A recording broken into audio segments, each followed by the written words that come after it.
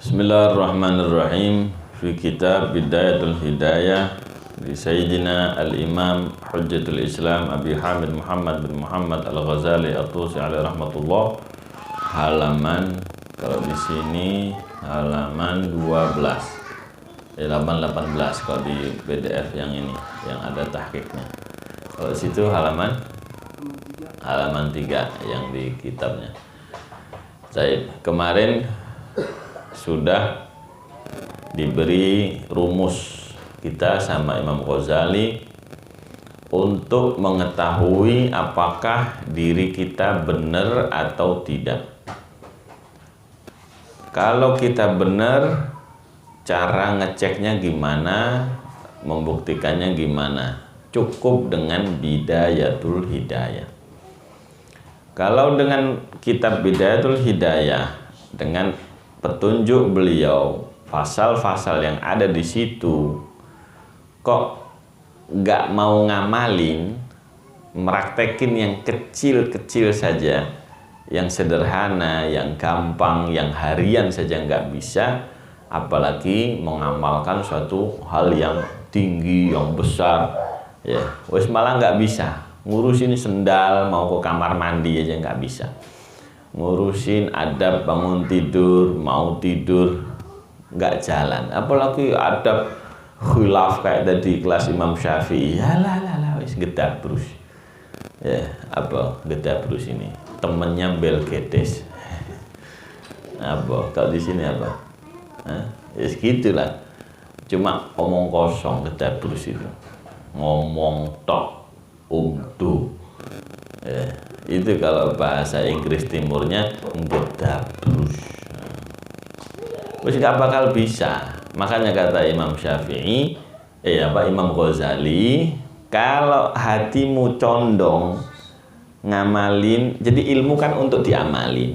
Udah tahu adab, tahu pasal ini, praktek. Lalu meraktekin kecil-kecil aja nggak bisa. Apalagi ngaji kitab gede-gede, ngamalin tambah banyak, tambah nggak bisa. Begitu ngamalin yang kecil istiqomah, silahkan Anda melanjutkan perjalanan mencari ilmu, ya, sampai kepada puncaknya, nyelami samudra ilmu, monggo. Lalu ini renang yang semeter aja tenggelam, mau ke samudra itu, ini golek nyari apa? Sendok yang dilempar di kolam renang anak-anak tenggelam, nggak bisa. Nggak, takut, nggak bisa. Lalu kolam semeter, praktek cuma gitu-gitu tok tiap hari. Ya, doa wudhu ini, lah itu doa pendek-pendek. Ya, Allahumma inna nas'alukal jumna wal barakah wa nasyuruka wal halaka. Malah nggak apal. Doa sauprit nggak hafal, apalagi doa yang panjang itu. Ya, wis. Alih profesi aja, nggak usah ngaji, jual gorengan. Itu berarti nggak bener. Ya. Nah ini untuk menguji diri kita, kasih kitab Bidayah. Ya, Bidayah dibaca sendiri, lihat, ya, mau pakai yang gundulan, mau pakai yang terjemahan, pakai yang apa logatan, monggo, yang penting kita ngerti artinya, praktekin. Praktekin yang kecil-kecil nggak bisa, Anda nggak pantas. Nah ini disebut sini, wa in sadafta qalbaka inda muwajahatika iyyaha biha musawwifan. Kalau Anda mendapati, menemukan hati Anda ketika berhubungan, bertemu dengan petunjuk Bidayatul Hidayah, dengan pengamalan Bidayatul Hidayah, biha musawwifan, pengamalan itu masih ditunda-tunda, ngamalin doa bangun tidur, ngamalin doa fajar, ngamalin belum sempat ngapalin, ditunda-tunda. Wabil amali bimuqtadhaha mumatilan, mengamalkan apa yang ditunjukkan, mengamalkan apa yang diarahkan sama Bidayatul Hidayah tadi sesuai konsekuensinya. Pengajian itu kok kita meliburkan amal itu, tidak mempraktekannya, ya. Jadi apa anak-anak ini? Ya. Nggak bisa mengamalkan, ya. Amalnya kita liburkan. Fa'alam ayyuhal talib, maka ketahuilah dengan yakin, wahai para pencari ilmu, wahai yang suka ngaji, annan nafsakal ma'ila ila talabil ilmi, sesungguhnya nafsu kamu, nafsu anda yang condong kepingin ngaji, kepingin majelis, tapi pengamalannya nggak ada, tapi nggak mau ngamalin, nggak mau meraktekin, hiyan nafsul ammaratu bisu, ketahuilah itu hanya keinginan nafsu ammarah bisu. Ngajinya itu cuma nipu-nipu saja, ya, ammarah bisu, mengajak, memerintahkan untuk kejelekan, tidak untuk yang benar. Wa qad intahadat muti'atan li syaitanil la'in, berarti nafsu anda, diri anda mulai bangkit untuk bukan taat kepada Allah dengan ngaji supaya bisa ngamalin, tapi hanya taat kepada syaitan. Sebab syaitan menyuruh kita menunda-nunda, at-taswif, ya.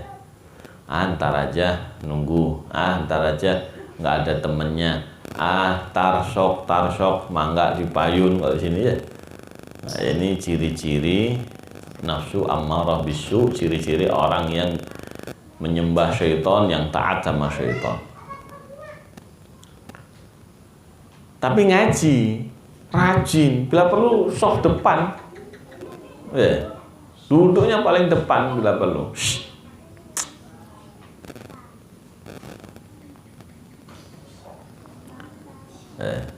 Ini kan repot, ya.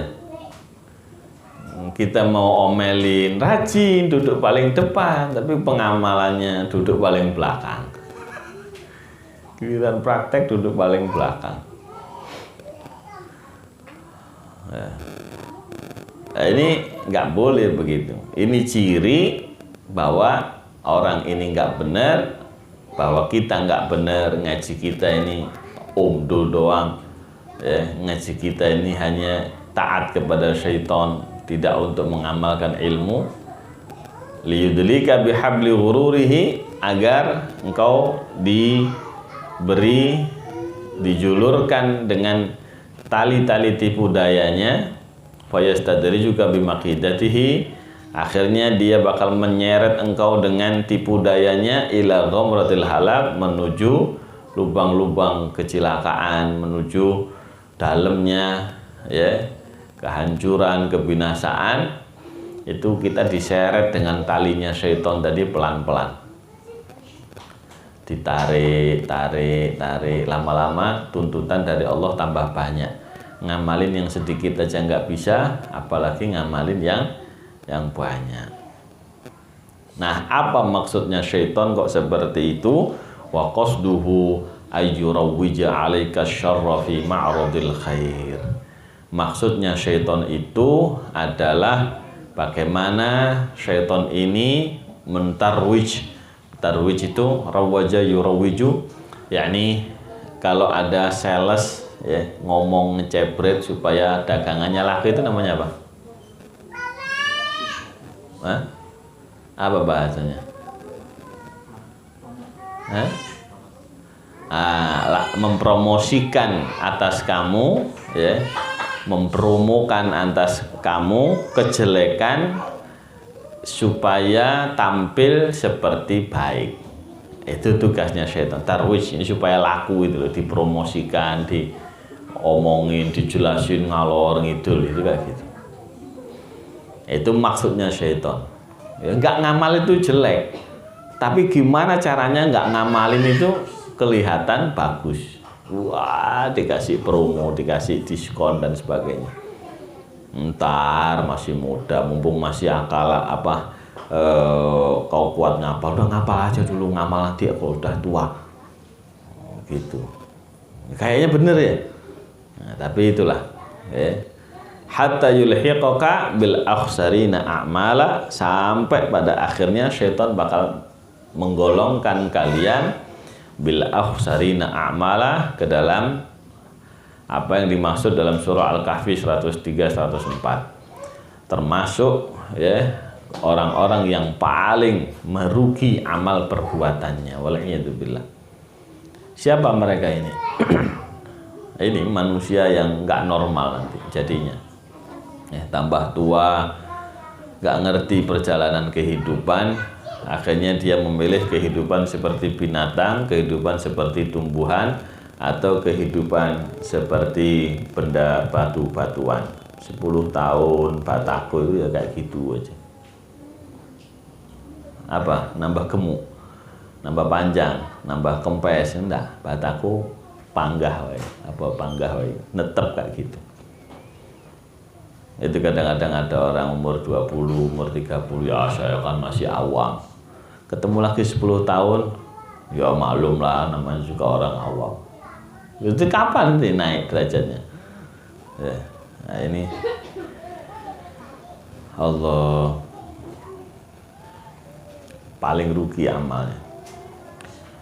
Dia selama ini beraktivitas, hidup, tapi hidup dengan amal yang paling rugi. Harusnya bisa dia beramal yang lain, melakukan yang lain, bisa. Ada pilihan hidup itu. Nggak ada yang maksa kok. Kecuali kita disuruh belok kanan, ditodongin tembak, ayo enggak, kanan kok tak tembak. Siapa yang selama ini maksa kita kayak gitu? Ya saya kan terpaksa. Siapa yang pernah maksa kita kayak gitu? Kasih pedang gitu. Ayo kok enggak pindah kok. Tak. Ada nggak yang gitu? Oh enggak. Itu semuanya hanya nakut-nakutin doang setan. Saya pernah itu diancam. Kalau kok tak penjarain, wah, ya penjarain nggak mau, di penjara juga makan. Saya sudah melakukan yang saya bisa apa adanya, nggak main-main. Lu diancam, wow. Yang penting ngaji. Ya. Hanya nakut-nakutin aja.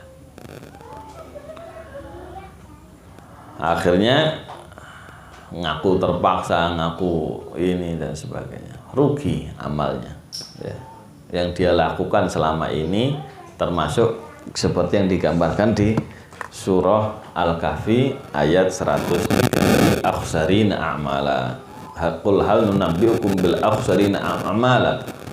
Maukah kau ya Muhammad, kami berikan berita besar, dahsyat, orang-orang yang paling merugi amalnya. Tadinya rajin, tekun, berangkat gelap, pulang gelap, hasilnya tahu gelap.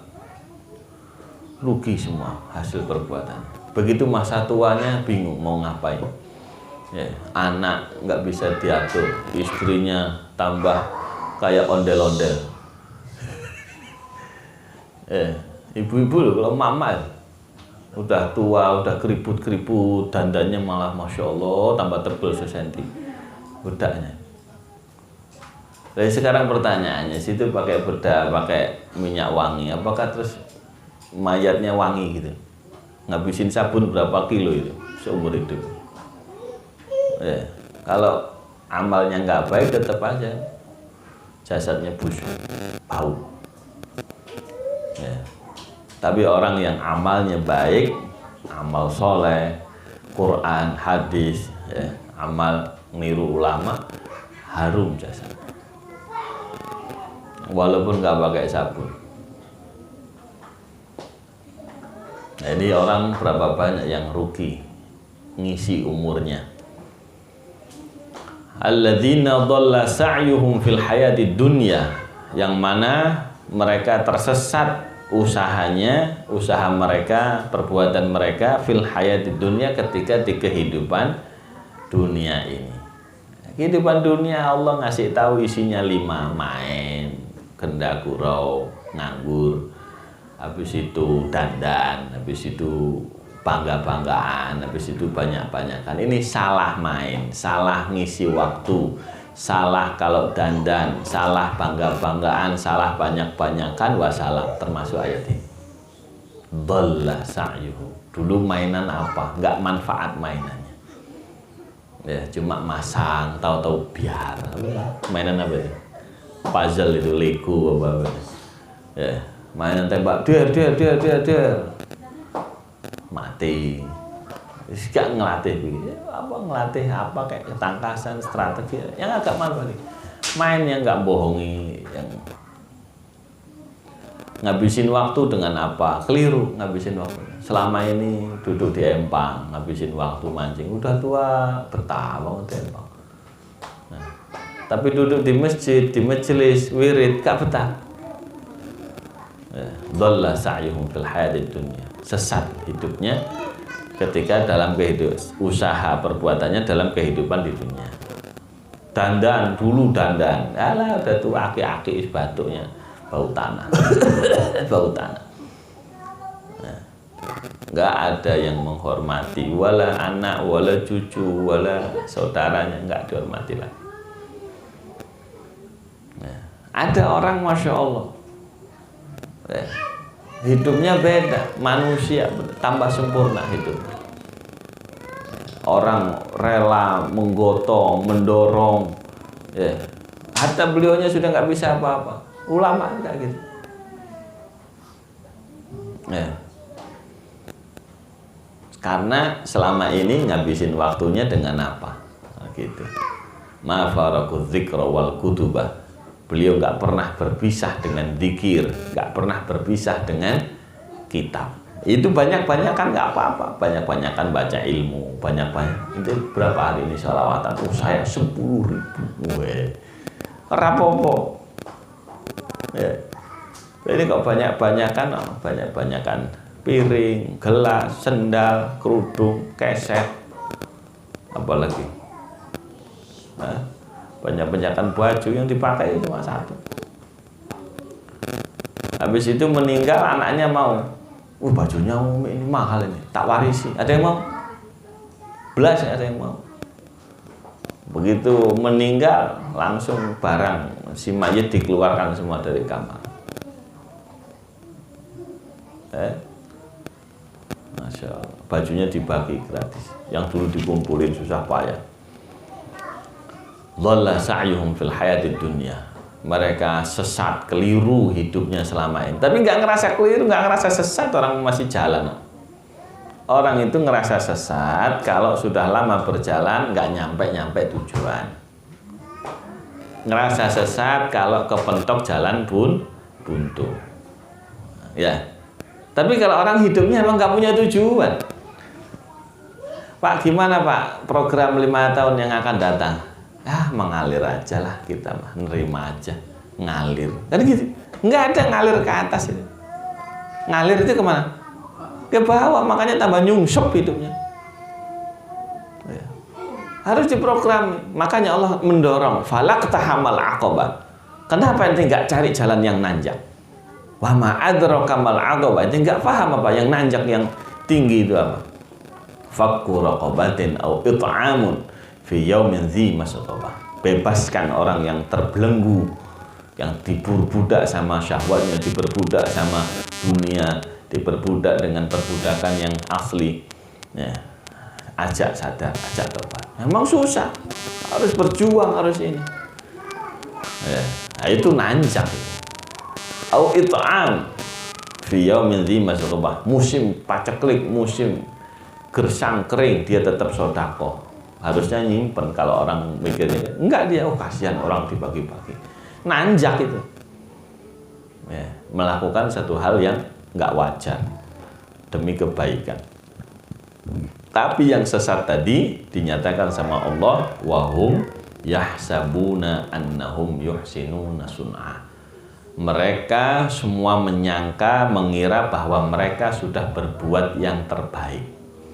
Anakku wis tak nafkahi, alhamdulillah anak saya udah gede-gede. Podo ayam yo juga gede-gede. Kasih dedek lah gede dewe. Oh, anak saya full vitamin, 4 sehat 5 sempurna, gemuk-gemuk. Nah terus udah gemuk di kilo lah. Ya ayam dikilo, disembelih enak. Lah anak kita gemuk toh disuruh ngek. Ini males, itu males, ditanya heho nggak ngerti kayak bayi dok. Ya. Nggak bener. Tapi ngerasa orang tuanya sudah ngasih nafkah, udah nyekolahin, udah pendidikan tinggi, kan gitu ngerasanya ya. Alhamdulillah Pak Ustadz, anak saya sudah gede-gede, udah pada mandiri. Ya burung juga bisa kayak gitu. Anaknya udah gede mandiri, nyari burung sendiri-sendiri, nyari makan sendiri-sendiri, habis itu nyari pasangan sendiri-sendiri, habis itu bikin rumah sendiri-sendiri. Lah kok ini rumpret tuh. Apa tujuannya itu apa? Kalau tujuannya sampai punya rumah, yang penting bisa makan, BAB, tidur, melek, makan, BAB, tidur, melek, ya entek. Tujuannya apa? Oh ilmu saya sampai umur sekian harus mencapai derajat ini.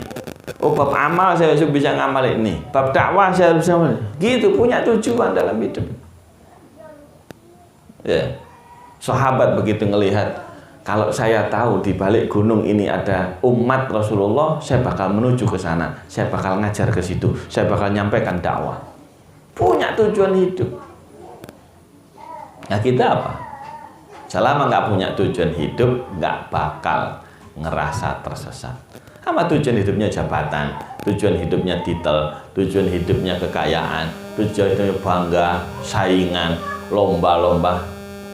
Selesai itu semua, nggak bakal selesai. Itu nggak ada akhirnya, nggak ada manfaatnya, nggak ada untungnya. Begitu umurnya mau habis baru ngerti, iya ya, ternyata. Nah, rugi perbuatannya selama ini habis-habisan selama ini ya. Makanya Rasul menyuruh kita membaca surat Al-Kahfi 10 depan 10 akhir supaya selamat dari fitnah akhir zaman. Apa hubungannya Al-Kahfi sama fitnah? Iya, di akhir zaman ini banyak orang kayanya. Wih, sekarang kalau nggak punya titel, sekarang kalau nggak ngerti bahasa Inggris, nggak ngerti komputer, ketinggalan. Ketinggalan dari mana ini? Orang beda tujuan, biarin. Hei, tujuan saya beda. Nah, kepingin ke surga, ente kepingin ke pasar, ente kepingin ini. Ketinggalan, biarin, orang beda tujuan. Bahasa Inggrisnya ketinggalan, komputernya beda tujuan, coy. Sorry. Pakai akal. Habis itu orang ahli surga suruh saingan sama orang ahli neraka. Gila apa? Sesama ahli surga saingan. Innal abrara lafi na'im 'alal araiki yanzurun ta'rifu fi wujuhihim nadratan na'im yusqawna min rahiqin makhtum khitamuhu misk wa fi dzalika falyatanafasil muta. Urusan itu, urusan derajat di surga, silahkan saingan sesama ahli surga. Lama Indonesia negara bangsa kita suruh saingan sama Jepang, saingan sama Cina, dia masih kafir, nyari Tuhan nggak ketemu, bingung dia. Walau apa itu surga itu nggak ngerti dia. Kok kita disuruh saingan sama orang kafir? Sorry, nggak level. Gitu. Nah, kita ini pemikirannya dibelokin, ditipu, dibudu-buduin. Akhir zaman. Sekarang Pak ini sudah. Kalau beli di pasar tuh ada ibu-ibu, Bu, minta casing. Ini sudah nggak ada, nggak keluar lagi, udah jadul.